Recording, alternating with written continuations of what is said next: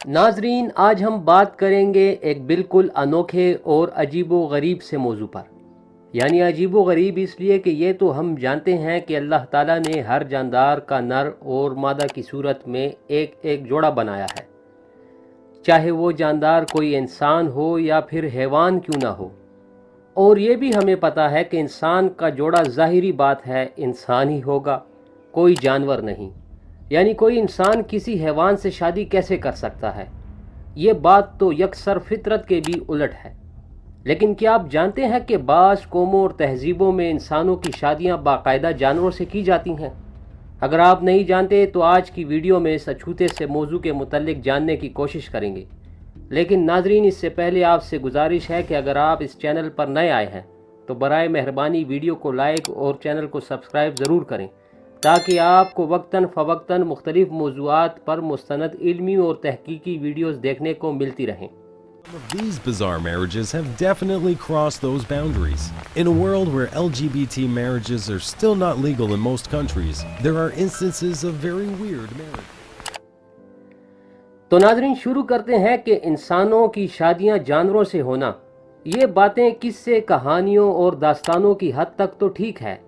यानी मिसाल के तौर पर चीनी लोक कहानी में रेशम के कीड़े की देवी में एक औरत एक घोड़े से शादी करती है।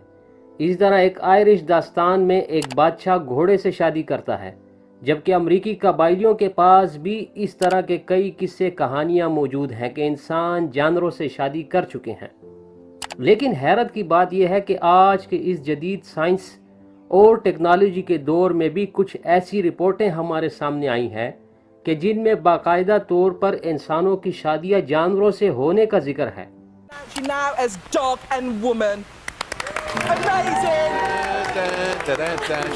So happy! Congratulations! यानी नाजरीन, अगर हम कदीम मज़ाहिब का भी जायज़ा लें तो उनके यहाँ भी ऐसी गैर फितरी मिसालें बहुत कम मिलती हैं।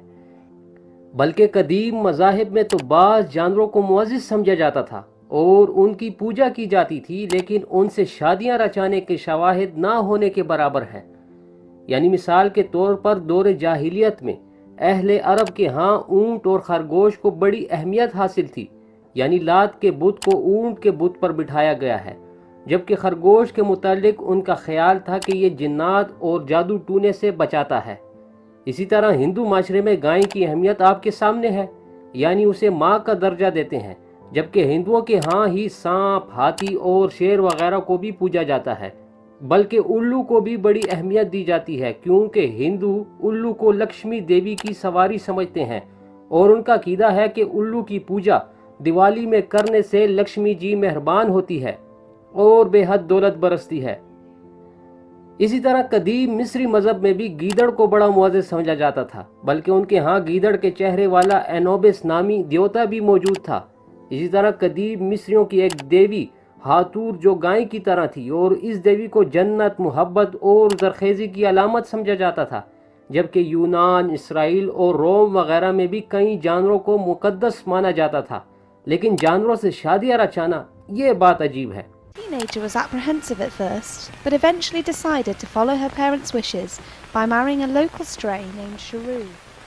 क्योंकि नाजरीन, क्या आप जानते हैं कि इस 21वीं सदी में हमारे सामने ऐसी कई रिपोर्टें आई हैं कि जिनमें जानवरों को मुअज़्ज़िज़ समझकर उनको पूजना तो एक तरफ, बल्कि अब उनसे शादियां रचाई जा रही हैं। मैंने कुत्ते से शादी इसलिए की क्योंकि गांव वाले ऐसा मानते हैं, ऐसा सोचते हैं कि मुझ में जो दोस्त है वो कुत्ते से शादी करने से वो उस पर चला जाएगा। यानी 2006 में सूडान के एक शहरी को बकरी से शादी करने पर मजबूर किया गया और ये वाक़या कई अरसे तक अखबारात की सुर्खियों में भी छपता रहा। इसके अलावा मज़ीद जिन जानवरों से शादियां रचाने की बातें सामने आई हैं उनमें कुत्ते, बिल्ली, मेंढक और डॉल्फिन वगैरह शामिल हैं। जबकि 2010 में इंडोनेशिया के जजीरा बाली के एक 18 साल लड़के से गाय की शादी करवाई गई। अगरचे नाजरीन, इन मज़कूरा शादियों का कुछ पस मंज़र मौजूद था, लेकिन नाजरीन आपको अब एक इंतहाई हैरान कुन बात यह भी बताता चलूँ कि बाज़ अक़वाम तो ऐसी भी सामने आई है कि जिनमें मगरमच्छों से भी बाकायदा शादियां की जाती हैं।